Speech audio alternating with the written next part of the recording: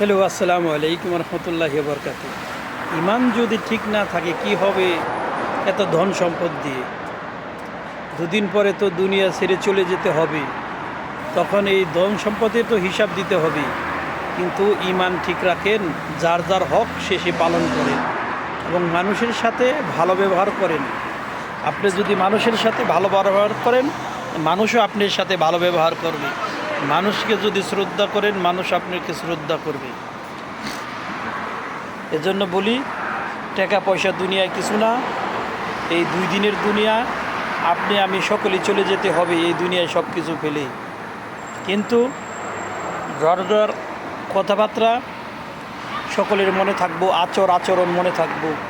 তাই আসুন আমরা এই 2 দিনের দুনিয়ায় কেউ বাহাদুরিটা না করি, যার যেতটুক সম্মান তাকে অতটুক সম্মান দিই।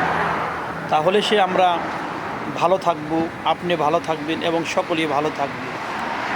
এবং আর যদি আমরা একজন আরেকজনকে সম্মান না করি, তাহলে হয়তো আপনার অনেক টাকা পয়সা আছে, আপনি একজন আরেকজনকে সম্মান করেন না, ওটা আপনার ব্যক্তিগত ব্যাপার। কিন্তু মনে রাখবেন, যখন আপনি মারা যাবেন, তখন আপনি মারা যাওয়ার পর মানুষে আপনার সমালোচনা করবে যে ওই লোকটা ভালো ছিল না,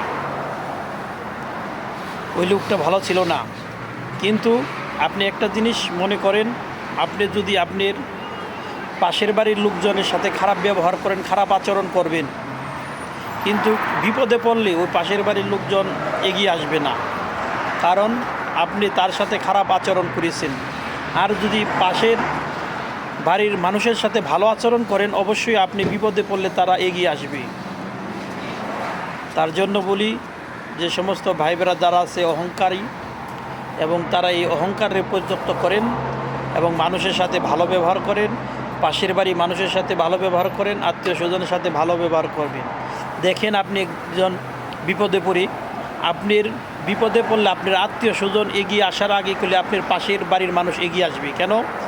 আপনার বাড়িতে কোনো কিছু ক্ষয়ক্ষতি হলে, চিৎকার করলে দেখবেন আপনার পাশের বাড়ির লোকই আগে আসবে দৌড়ে, আর আপনার আত্মীয় স্বজন পরে আসবে, তারা খবর পাওয়ার পরে।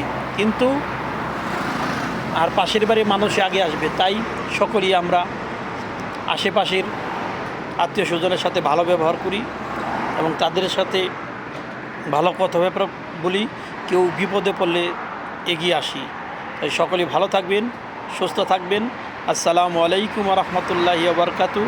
এবং প্রাণপ্রিয় ভাইয়ের আমার পেজটাকে একটু ফলো দিবেন।